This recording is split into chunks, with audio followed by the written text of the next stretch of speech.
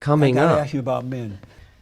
I don't want to sit back and be and be bitchy about men, but I mean, they have been beaten down, and gosh, a lot of men have become sissies. Yes. And It's amazing. yeah, it's not good. I keep asking me, how do men sell out manhood? Yeah. I can't see myself selling out manhood. I don't care what anyone says. And I don't know how they give in like It that. starts from a very, very young age with the gender-neutral toys. And here, would you like to wear a dress, Johnny? And anything Johnny does, like draw a picture of a gun, and he's expelled. I mean, it is just the sissification of the American man. Hello, cultural warriors. Roland here. Today's guest is a beautiful lady with a beautiful heart, going to be giving us men a wake-up call. We need women like this in our lives, giving us a wake-up call to wake up and stop being sissies. Yes, many of us men have been groomed through social engineering, through the internet, through movies, through songs, through so many things, and to make us lose our masculinity, and we're more or less like beta men right now. That needs to change. So this video, she's going to be giving us a wake-up call. I want us to take this message very seriously. I want you to enjoy this video, and if you're not subscribed to this channel yet, please hit the subscribe button and turn on the notification bell so you can get more videos like this.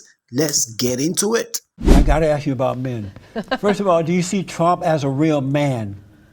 Yes, in many ways. I mean, I don't, I obviously don't like the 3 marriages, but he's Trump. Okay, it's one off. Don't, divorced Republican men don't think this is a pass going forward. No, we're making a special exception for him. But no, I love that he's such an alpha male. Yes. And I mean, even when he was cranky, and I love that he was politically incorrect. It was like a retro 1950s man, and nobody would really say that, but I think that's really appealing to people. When he had first announced that he was running, and he said, I'm going to build a big, beautiful wall around the borders. I'm going to deport illegals. I'm going to deal with ISIS, wipe them out, cut back on taxes, get rid of regulation and restrictions. I said then, that very same day, Donald Trump will be our next president, because we haven't seen a man in this way in a long time, in the last 50 to 60 years. And he is an example of what men were when I was growing up. Yes. And we don't have that for the most part anymore. Yes. So it was the Mexican rapist line that got me. That won my heart. But I mean, similar to you, what I was waiting for, it wasn't the first day. I had to wait to see, is he going to back down? Because we've been betrayed so many times. Why? Because you're right. I mean, I don't want to sit back and be bitchy about men, but I mean, they have been beaten down, and gosh, a lot of men have become sissies. Yes. And it's amazing. Yeah, it's not good. I keep asking me, how do men sell out manhood? Yeah. I can't see myself selling out manhood. I don't care what anyone says. And I don't know how they give in like that. It starts from a very, very young age with the gender-neutral toys. And here, would you like to wear a dress, Johnny? And anything Johnny does, like draw a picture of a gun, and he's expelled. I mean, it is just the sissification of the American man. What's missing in society, I believe in the order of God.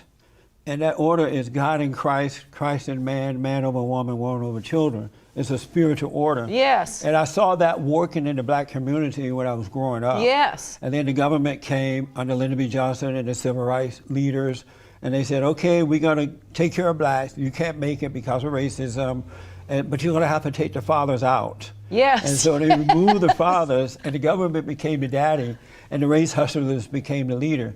And so I have not, since that time, the ideal of masculinity and manhood and stuff disappeared in the black community. And now I see it disappearing in the white community and other communities too, because men have lost that idea of being a man. Yes. And a man is a man who loves what's right with all his heart, soul, and might, Because when he does, if he wants a family, he starts a family, that love is going to be passed down from God through Christ to him, to his wife. And I just don't see that happening anymore. And you're right, it is, they're being destroyed in the educational system. They're being destroyed by being raised by single mothers now. Yes. Because they're not getting that identity from their fathers. And boys and girls need that. I also think that's part of the reason from what I hear in places like Sweden, these barbaric, probably terrorist refugees are really popular with the hot Swedish gals. And I heard about this and I thought, so Swedish men have been so pussified that, okay, yeah, he might cut my head off, but at least it's a man. Right. I'll take the Muslim terrorists. Oh, God. My father and mother were not married. So my mother married my stepfather before I was born because it was an embarrassment to have children out of wedlock. What a wonderful world. Nice? Yeah. But inside of my soul, I had a yearning for my father. And when I would ask my mother about him, she, forget about him, he's no good. So I started to resent her for that. And as you know, you become like who you resent. So I took on her attitude, her personality, and I became a fear and doubt and worry and all that stuff. Not from so-called racism, but for yearning for my father and not forgiving my mother for the way she felt about it. When I was 38 years old, I finally asked God to let me see why was I insecure and doubtful and had fear and all that stuff. He caused me to realize that it was because I resented my parents. Yes. I yearned for my father and resented my mother, and that kept me away from his love, from entering into the kingdom. And so I went and forgave them, and when I forgave them, God forgave me, and he gave me perfect peace. He made me whole. And I've gone through more, as you know, I've gone through more hell in those days, but I see now that my battle is a spiritual battle and not a physical one. So when I'm attacked, it doesn't bother me on the inside at all. Yeah. I'm not moved by it. I understand they can't help it. I stand up and I deal with it. I kind of enjoy it. But it's fun. I try to tell people that. When you are made whole, it's fun dealing with evil. It's fun dealing with people who hate you because personally, you're not moved by it at all. Right. I don't know any other woman like you that have that peace like that.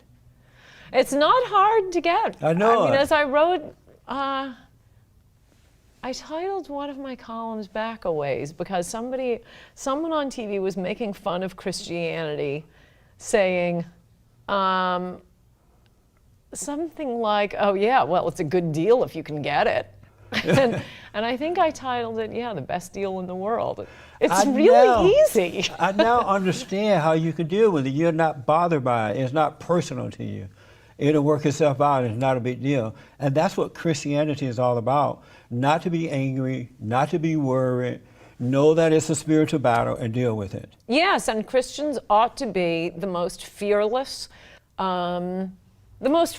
people in the world. That's Everything right. you do, you're operating with a net. It does make me, wonder about the seriousness of a lot of politicians' alleged Christianity. Yes. They know they have to be Christians to get the votes, but wow, one little yelp from the Washington Post or the New York Times, and you are off on the other team. Yeah.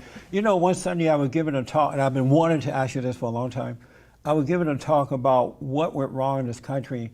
And I said that when women got the right to vote. Yes! When they got the right to vote, they started voting in all these bad laws that go against family, that goes against the unborn child, that goes against everything. And I was attacked like 90 going north. But I think you said it first because after I was attacked, someone started telling me, so I looked it up. You said the same thing about when women got repeatedly. Yeah. On Politically Incorrect on ABC. And by the way, there were some gals up in the audience. If any of you remember ABC, it was the second highest rated late night TV show. There were some supporters for my position. Yes. No, it's exactly for what you were just, in fact, I was just going to mention it. What you were saying about how African Americans started voting Democrat because the government took the men away, so the government becomes dad. That's well, right. It's the same thing with women. Women aren't such bad voters. single women are bad voters. Yes. And especially single mother women are bad right. voters because they don't feel like they have a man they can rely on. So, if it makes the feminists happy, okay, I'll blame the men for not being reliable husbands and providers. But that is what you need. Yeah. When you can't rely on men, you look to the government to be your husband. And it's not, That is but so it's exactly what you're saying. What they want is the welfare, the benefits, the child care and family leave acts, all this stuff for the kids, or for raising kids and having the government be their husband. But what it ends up doing, it gets to be this inevitable vicious cycle where men become irrelevant. That's right. And that's what liberals want, because if there's no family, they can totally rule over us. That's right. And it's so true, because right now there's a warfare between black men and black women because that respect is not there anymore. Yes. The government is daddy. These women don't respect the black men anymore, and it's a mess. Yes. Whereas before, the respect was there. You didn't always agree, Right. but the respect was there, and it's no longer there. Yeah, this was so refreshing to watch. I mean, men, we need to wake up. Women are increasingly getting, pissed off at us. When they see us, they're resenting us a lot because we're not really living up to being men, like chivalry, like we used to be, strong men. Men you can count on, men you can depend on. don't don't stop trying to be too much of a gentleman. Try to be a man. Women will always respect the lion, the lion in us, that king in us, that strong, personality. That's what they need. That's why even in the Bible, women are seen as the weaker sex. They need us. They're not weak because they're weak. They're weak because their strength is to rely on the man, and that's also the truth. So that's how it is, and we are a lot of men. We are disappointing ourselves. We are disappointing a lot of women, and that's why men are not being respected today. We need to stand up, wake up, and change the way we do our things and start becoming real men. Tell me what you think in the comments section. Drop your opinions. I'd like to see your comments and react to your comments as well. My name remains Roland. I'll see you in the next one. Bye bye. Now.